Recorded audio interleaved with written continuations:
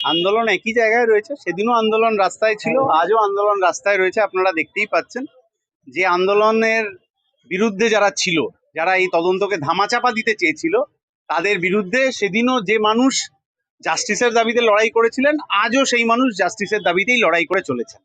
কোথাও কি দ্বিধা বিভক্ত হয়ে গেছে? আজ যাদের জন্য লড়াইটা করছিলেন সেই পরিবার তো আজ রাজনীতি কোনো দ্বিধার ব্যাপার নেই। যে মানুষ জাস্টিসের দাবিতে সেদিন পথে নেমেছিলেন, ট্রাফিক মোড়ে কি শ্যামবাজারে কি মুম্বাইতে কি ম্যানহাটনে, তারা আজকেও একই দাবিতে লড়াই করছেন, কারণ জাস্টিস এখনো পাওয়া যায়নি। যতক্ষণ পর্যন্ত জাস্টিস না পাওয়া যাবে, মানুষ ঐক্যবদ্ধভাবেই লড়াই করবে। এখনো আশা রাখছেন? 100 বার আশা রাখি, কারণ পরিবেশ বদলে যেতে পারে, পরিস্থিতি বদলে যেতে পারে, জাস্টিসটা আনতে হবেই, এটাই আমাদের চ্যালেঞ্জ।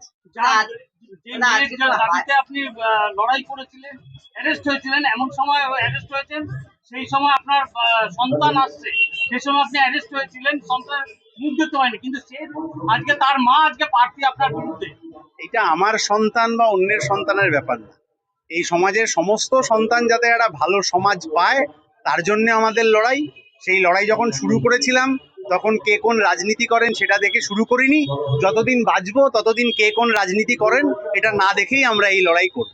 আজকে হাইকোর্ট একটা রায় দিয়েছে যে আবার আর্টিকেলের তদন্তকে সিবিআই নতুন করে দেখতে পারে, সঞ্জয় রায়ের থেকে নতুন কিছু তথ্য বের করতে পারে। কিভাবে দেখছেন? হাইকোর্টের রায় যতদিন আসছিল না, ততদিন সিবিআই ঘুমাচ্ছিল কেন?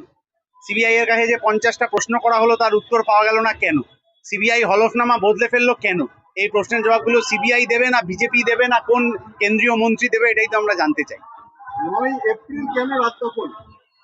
প্রতি মাসের 9 তারিখ এই জেলার ছাত্র যুব মহিলা আন্দোলনের নেত্রীরা এই কর্মসূচি করে থাকেন।